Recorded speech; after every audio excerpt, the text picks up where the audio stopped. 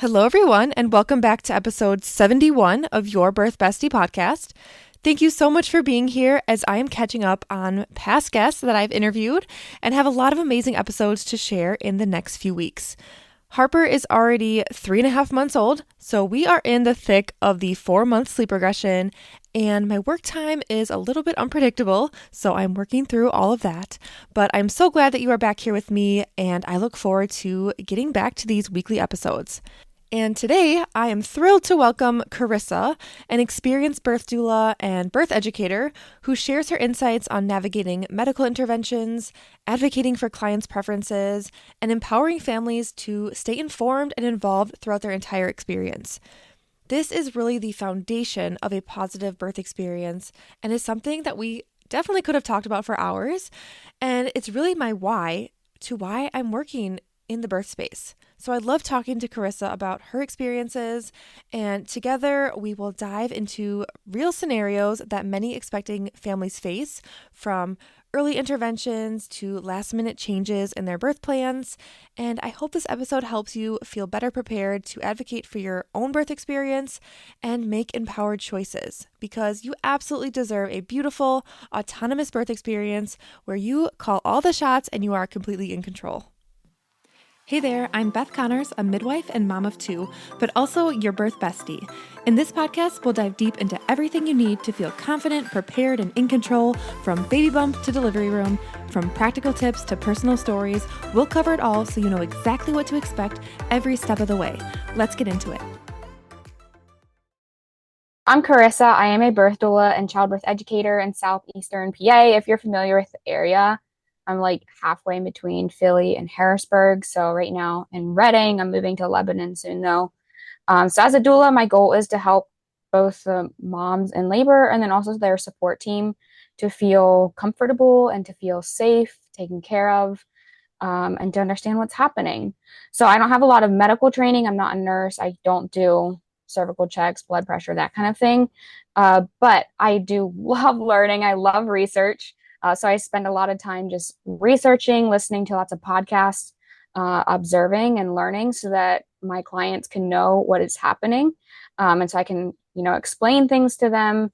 And so that I'm familiar with the medical system, so that hopefully they can feel more safe and relaxed. So yeah, I love birth. I've been doing this for now a little over a year, and hopefully I will keep doing it for many more years to come. Yes, I love that. I think you have so much experience too. I'm surprised it's only been a year, honestly, with how busy you've been, and all that you've done and learned and all the things. So, yeah, today I really want to talk about, a doula's role with medical intervention, how we kind of help navigate those situations. So, if you could tell us a little bit about your experience with, medical intervention being recommended in the hospital, and if that's something that you kind of come across often, or maybe not so much because your clients are more prepared. I'm just kind of curious to hear your experience about Yeah. that. Yeah, so it kind of depends on what we, I guess, would call an intervention because sometimes they're negative, sometimes they're positive. I think as birth workers, we typically would like agree that interventions are something that intervene with the natural birth process, whether that's positive or like medically necessary or sometimes unnecessary.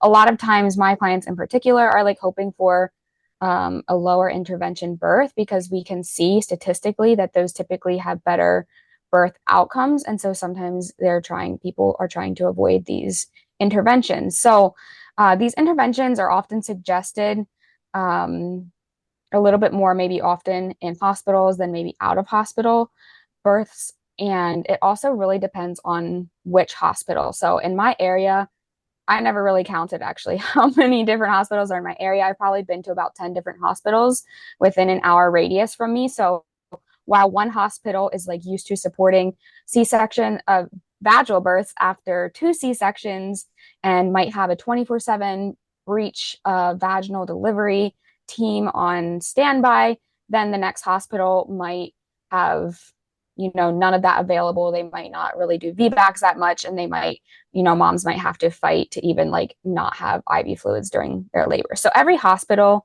will be very different. Some common interventions, though, I would see in pretty much every hospital I've worked in is fetal monitoring, and that's where there's the continuous monitors to monitor the baby's heart rate, inductions to get labor started. Sometimes orally or vaginally medications are given to help ripen the cervix. Pitocin medication that helps the contractions speed up, get stronger, closer together. Cervical exams can also be an intervention, artificial rupture of membranes, where the provider ruptures the membranes rather than them break on their own. Membrane sweep, and then the lesser ones, but also things that can happen, episiotomy, vacuum, forceps. So I would say all these things I see in hospitals, but then it just depends on which hospital, how often maybe they come up, or how heavily they are pushed.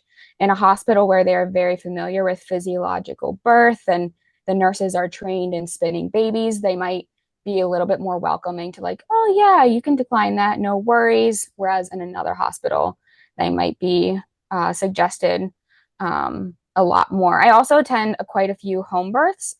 These things don't come up quite as often. And then home birth clients typically are a little bit more maybe familiar or like know what they want as far as some interventions if they would transfer. Also, midwives often transfer with their clients to help like advocate for them too. But sometimes out of hospital births, interventions that can happen too are things that help stimulate the contraction. So herbs, nipple stimulation, membrane sweep. Also, sometimes the waters bags are broken, cervical checks, all those things are pretty common interventions that can happen. Do you feel like in your experience that's something that clients will struggle with, informed consent piece and not knowing how to advocate for themselves? Or how do you feel like, I guess, the system, specifically in the hospital, helps inform patients? So I guess it again kind of depends on which hospital it is, but generally what I see is the nurses are the ones that are really good at informing the clients. Now, sometimes there are nurse midwives in the hospitals and sometimes like OBs. Like I one time had an OB that he just like sat down on the chair in the corner, crossed his leg, and is like, tell me about what you're hoping for. And I was like, wow, you don't see that much from Right. an OB. So generally it's more the nurses that are like advocating for and informing my clients, their patients of what's happening. So sometimes like a nurse might or a midwife might be talking with the nurse like, hey, like I think we should go start Pitocin. And so that's why we hear it from the nurse more, that the nurse might come in, hey, your midwife like would like me to start Pitocin. Sometimes the nurses are really great and they might be like, hey, we're seeing this and you've not progressed in the last like couple of hours. We typically like you to see you progressing like this. Here's kind of like what the midwife is thinking. What do you think? I would say more often though, it's kind of approached as like, here's what's happening. So now we would like to take this next step.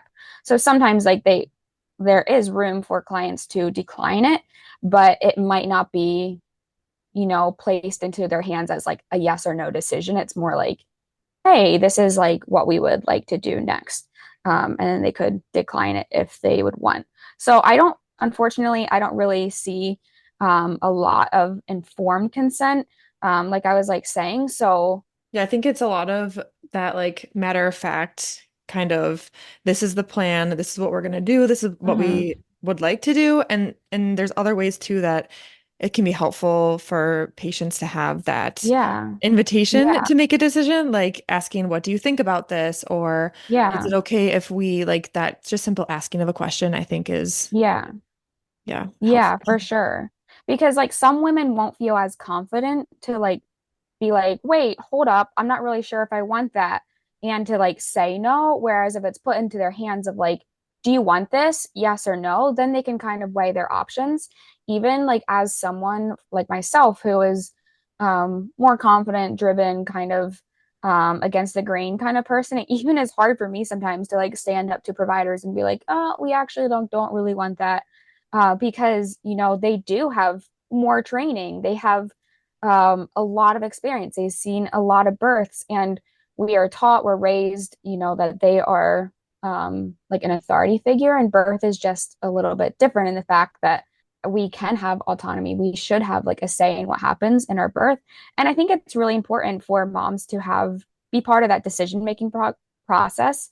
And we can see too that moms are less likely to have a traumatic birth experience when they had a voice and when they were a part of the decision-making process rather than things just happening to them or being told, hey, we're going to check your cervix now. Because in a sense, that is they are being informed, like, hey, we're doing this, so they understand what's happening, but it might not be as much consent, like, are you okay with this happening? Right. And it's really hard to speak up, I feel like, as a patient. Even myself, when I was a patient with my first two kids, I didn't want to go against the grain. I didn't want to be that Mm-hmm. difficult, quote unquote, difficult patient. I was Yeah. afraid that they would maybe treat me differently or, think less of me and, things like that. So, yeah, now being on the other side of it, I think it's easier to advocate for somebody else, honestly, but also giving Mm-hmm. that invitation from a provider or a nurse, I think is something that I wish there was more of just to create the space for Yeah. conversation that, Mm-hmm. yeah, is definitely needed. Yeah, Um, I totally agree. in terms of when you are kind of communicating, you kind of mentioned that sometimes it can be difficult, to speak up. Is there a certain way that involve the patient, or how do you normally go against, I guess, a recommendation or Mhm. ask for more time or things like that with the medical team in a respectful way, I guess? Yeah. Yeah. So this is something that has actually been way more of a challenge for me than I thought would be, because I am typically like outspoken, opinionated.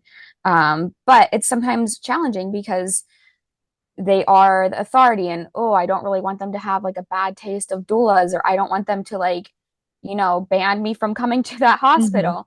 But it's something that I'm like trying to learn to navigate. So for instance, like one way is that sometimes I just, let the nurse or the provider know, like, hey, this is what we're just reminding them of like, oh, this is what they wanted.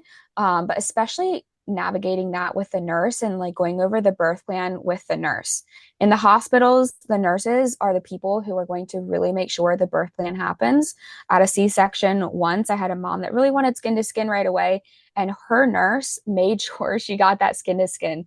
There was another nurse in the OR that's like, hey, let's just like quick weigh the baby first. And the nurse was like, oh no, she just wants skin to skin right away. And another nurse was like, let's just quick at a diaper though on the baby. And the nurse was like, no, she actually just wants skin to skin. And so I was like, go her, like Hmm. having that nurse there that knew her birth plan. So I always try to make sure the nurse knows the birth plan like as soon as we get to the hospital. It's a little easier to advocate and stand up for my clients when things are slower and maybe we like first get there to the hospital. But if I know that there's something that mom is going to have to sign an AMA for, such as like maybe she doesn't want postpartum Pitocin, or if she doesn't want erythromycin, like the eye ointment, or vitamin K afterwards. Like if I know that she's going to have to sign something for it, I don't really want her to have to do that when she's pushing or like in transition. So I really try to make sure the provider, the nurse knows about that ahead of time. Um, Sometimes things come up like when pushing. For instance, today I was at a birth and the provider really wanted the mom to be pushing on her back. And so then I like offer solutions when the provider is like, okay, let's get her into the lithotomy position. That's the laying on the back position. I was like, oh, she actually didn't want to be on her back. And that didn't work because, like, literally the next contraction, the provider's like, why don't you just get on your back? It'll be easier for you. And I was like, hey, could we just do side instead? And so offering a solution then helped. And a couple contractions later, the provider kind of understood that she really didn't want to be on her Hmm. back. So I found like offering a solution instead can be really helpful, because sometimes like at that point mom isn't really able to speak up or yeah, speak up maybe as much for herself. Sometimes if things are like offered or like happening in the room that I know that mom would want to know about, or maybe they're going to administer medication without really informing her and getting her consent, then I'll get like really close to the mom and like quietly just like talk with her. Sometimes like I've seen like a mom get sick in labor and they started throwing up during pushing, and the provider is like, oh, give her Zofran. And like they're just like going to go and put Zofran right into her IV. And I knew like this mom really didn't want a lot of medications. And so, there's a lot of people talking in the room. I assume that she probably didn't really hear what was happening. And so I would just get close to her face and say, hey, like they saw you're sick. The Zofran can help you not be nauseous. They were going to put that in your IV. Are you okay with that? And then, there's been times when she's like, oh no. And then the provider's like, oh no, she actually doesn't want it. But that was one way that like I could like advocate for her to just say, let her know kind of what's happening, especially when there can be kind of like commotion in the room. So just kind of offering solutions, offering alternatives, being observant of what's happening and like explaining things to her. And then also just staying in good communication with the nurse. Generally, I've seen it's better to just over explain things than under explain things.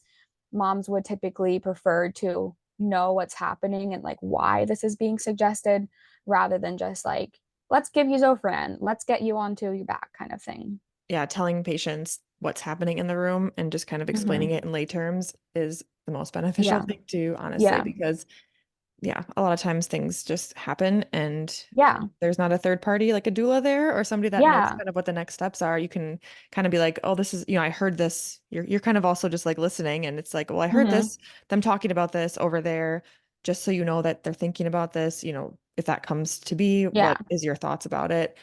I think is just the best way Yeah. to involve them because that's really the Yeah. most important Yeah. part. Which I guess kind of leads to in my next question about feeling in control of their birth and maybe if an unexpected intervention is necessary and they are agreeable to it.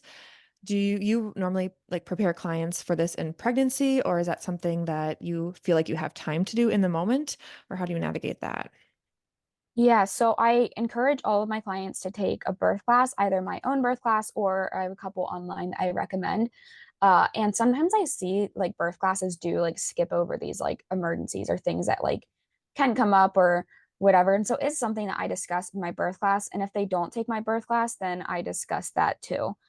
So we make a birth plan in our prenatal visits. I meet with them twice. We make a birth plan and we go over all of the things. So in the case of like baby's heart rate declining, like it is possible that like your provider might mention like episiotomy. This is why, this is like statistics. This is why they might recommend vacuum. Here's the cases where they might like use that. And we just like talk about all of these things ahead of time. I really try to get to know their birth philosophy and how they feel about the medical field as well. So if I know my clients will be very anxious in a medical setting, then I make sure to like turn off the lights, close the door, because like sometimes a lot of times actually providers will just like leave the door open and like you hear all the hospital noises. And or if I like hear beeping, I just immediately, tell them, oh, here's what's beeping, that's why the nurse will like get it kind of thing. But I try to like get to know how are they going to be feeling in the medical system. If they're going to be anxious, then I know I might like be explaining things even more to them. I also try to prep the partner ahead of time too, so like explaining to him like ways that like he can advocate, because providers are more likely to listen to the partner than to the doula, because yeah, you know them better. And so sometimes, I explain ahead of time, will you want me to be the person who like stands up or speaks directly to the provider, or do you want me just kind of like nudging you or like kind of giving you like a look Mhm. and being like, hey, you can say something to the provider. Most times the husbands are like, yeah, no problem, I have no problem saying like no or whatever to the provider. And so sometimes they just need a little like extra encouragement to be like, oh yeah, like now's the time that you can be like, no, she actually doesn't want this.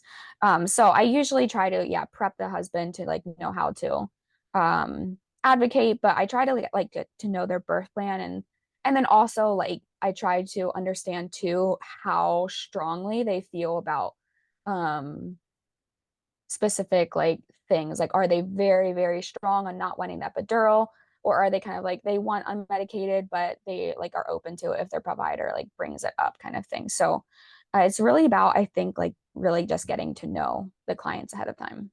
Yeah, that's my probably my favorite thing about being a doula is like that one-on-one connection, being able to know exactly what they want and advocating for them because Mhm. that's the part I missed being in healthcare as a nurse was you just met them, maybe a few hours ago and Yeah. you don't know what they want. They have a birth Yeah. plan potentially. Some people brought in birth plans, but not to the level of like the doula or the partner. And then Hmm. also having that connection as the doula with the families is you're able to like open their mind to all these possibilities of the options that they have and the birthrights that they Hmm. actually are able to advocate for themselves and make decisions and be involved. And that sometimes Yeah. is like really mind blowing for people.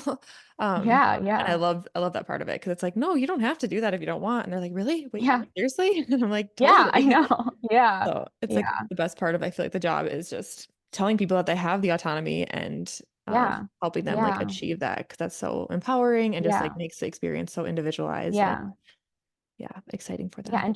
And showing them again that like they can trust in their body and listen to their intuition because the medical system really approaches birth as like it's a medical event. It's potentially a medical like emergency. C-section is always on the table until your babies are in your hands, kind of thing. And so yeah, it's really cool to be a doula and just, help them trust in their intuition more and listen to that voice and get to know like, oh, do I want this? I think Mhm. that's, yeah, really cool. Yeah. Do you have like a favorite story or example about how you cared for a mom as a doula and like helped her, whether it was a medically complicated birth or maybe something that like far deviated from the birth plan and how your support really helped them get through that? It was hard to come up with like a favorite story just because I feel like most births that are in the hospital end up needing some kind of, I mean, any birth needs advocating and oftentimes like things like end up coming up. But I guess one that stands out though is a mom that I supported her water broke at 34 weeks. So she was preterm. And that day that it happened, I met them at the hospital. So then I was there with them when MFM, maternal fetal medicine, came in to talk with them. And then also the NICU team comes in to talk with them to talk about like the steroid shot to help get the lungs more developed for the baby to when they're born to be able to breathe better. And then also like the OB and the nurses came in and they actually had a lot of conflicting ideas. And so like after they left for like an hour, we just like sat there and talked about, no, wait, was that MFM saying we should like induce or was that NICU? And what was that them that was saying we should like wait or just like helping them like navigate and sift through like they just got like a fire hydrant of information and now they need to make these decisions. So I was able to help them navigate through that. A couple of days later, they did decide to go through with the induction. So they started the cytotech this one like evening. It was actually the night before Christmas Eve. And so I was figuring, okay, this baby's probably going to be born sometime on Christmas Eve or maybe even Christmas Day because inductions often take long. But I reminded her that, sometimes cytotech, even though it's meant to soften your cervix, it can like make you actually go into labor. Um, so most of the night she was feeling really crampy. She actually didn't get hardly any sleep at all. And in the morning, like we were texting, and she's like, she's gonna jump in the shower. This is really uncomfortable. And I was like, oh, that's interesting. Kind of sounds like maybe she's having contractions. But the provider and the nurses, they were just like, no, this is only cramping. You shouldn't be having like contractions yet, kind of thing. Mhm. Around 9 a.m., her husband texted me and she's like, she's having really strong cramping every 2 minutes. And I was like, Oh my okay, gosh. I'm headed there. Anyways, and he was like, and they want to start Pitocin now. And I was like, well, how's she doing? And he's like, well, she's really breathing through them. And I was like, well, it sounds like she's progressing really nicely. It might feel really like intense to get Pitocin now. So like, if you want, you can just say, hey, can we hold off on the Pitocin? This was one of the hospitals that is more medically, maybe intervenes a little bit more often, more medically. And so they were a little hesitant to be like, we don't really want to hold off in the Pitocin. You are doing this induction, but they were willing to wait an hour. So in that hour, I was able to get there and I could see she is really in labor. So that hour mark, they came in and they're like, hey, we're going to start your Pitocin. And she was like, I feel so much pressure. And so they checked her. She was 8 centimeters. Oh my Um, goodness. one contraction later, she started bearing down and she was 9 centimeters. And the next contraction, she also started bearing down again. So they checked her again and she was 10 centimeters. So then she started pushing. And I think one or two contractions later, like we could see the baby's head. And honestly, the only reason why the OB got in the room fast enough because I like looked at the nurse. I'm like, this baby's coming. I think that you should call them. She told me later she had never seen a birth like happen so fast. But I also knew that my client was going to be very calm in labor. I knew how much mental prep she had been doing. And so I knew that she would be handling the contractions probably very, very well because I knew that she just had a lot of peace. Mm-hmm. Afterwards, like she told me, she was like, she was so glad that I was like, you can just say no to the Pitocin because her goal was having this unmedicated birth. And she just was so, so happy with her birth outcome. She had an unmedicated birth. It was a fairly like quick like induction. She also had an hour of skin to skin. The baby was just a little over 4 pounds, but she was able to breastfeed before the baby had to go to the NICU since she was not able to keep her body temp up. And so I think like if I wouldn't have been there, they probably would have started the Pitocin. Baby might have been taken away right away. And so she was really, really grateful that I was like, hey, just you can hold off on the Pitocin. Um, so that was, yeah, that was really cool to be able to see that even a preterm, yeah, birth like that didn't have to be maybe as medically involved as they were maybe recommending. Yeah, that's such a good example too of just knowing your client like individually and all that work Mhm. that you do prenatally, how important that is, and then actually giving them the tools to advocate for themselves and, helping them prepare, having them feel confident that, you know what you're talking about and you're able to also offer support and guidance through these Mhm. situations that are very difficult because it's so hard when two different providers or even just specialties, like you said, are saying different things and they're like, well, then you can decide. And it's like, well, I want some guidance otherwise. So being Yeah, able to yeah, kind of pull from each of them and have them, understand more about it and give them more time, I think helps with that initial part of that story. And then also at the end with um, yeah, like actually letting them have that skin to skin time. I recently had a delivery just the same where it was a preterm delivery, and I think they probably would have taken baby right to the NICU to assess them and get all of the, things checked off the list if mom wasn't very adamant about keeping the hmm, baby as long as the baby was okay with her for as long as yeah, possible. And then they actually yeah. never ended up having to take baby to the NICU and baby was there for Wow. 35 weeks. So, which was just such a cool thing that potentially could have also made the difference of that, skin to skin, Hmm. baby perked up right away, had a really good first breastfeed. So, um, Yeah. just, yeah, the power of being able to advocate for yourself and, as long as things are medically stable and everything's okay, knowing that you have those options, I think is so, so beneficial for doula support Yes. as well. Yeah, absolutely. So as far as for people to connect with you, I know you have an online birth course and some other things that you are offering. So if you want to just kind of share where people can find you, connect with you, and what you've been up to.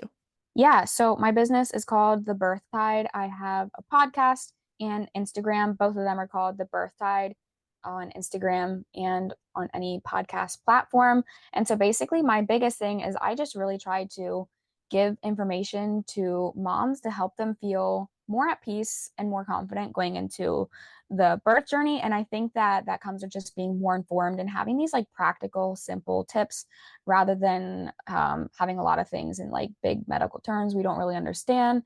And then also things that aren't really tangible. I think it's better for moms if they have something tangible they can like hold on to or see or be able to do. So I'm pretty active on my Instagram. You could go follow me there at the Birth Tide. I'm going to be launching my online birth academy soon as well. So if you just follow me on there, you'll see all the updates for that. Thank you so much for joining us in this episode today. I hope our conversation has given you some valuable insight into navigating birth interventions and feeling empowered in your birth journey. Always remember that with the right support and preparation, you can make choices that are true to your needs and preferences. If you enjoyed this episode, please don't forget to subscribe and share it with a friend, and make sure to tune in next week for another episode, giving you even more tools to feel confident and supported throughout pregnancy and childbirth. I will see you next time. Bye, everyone.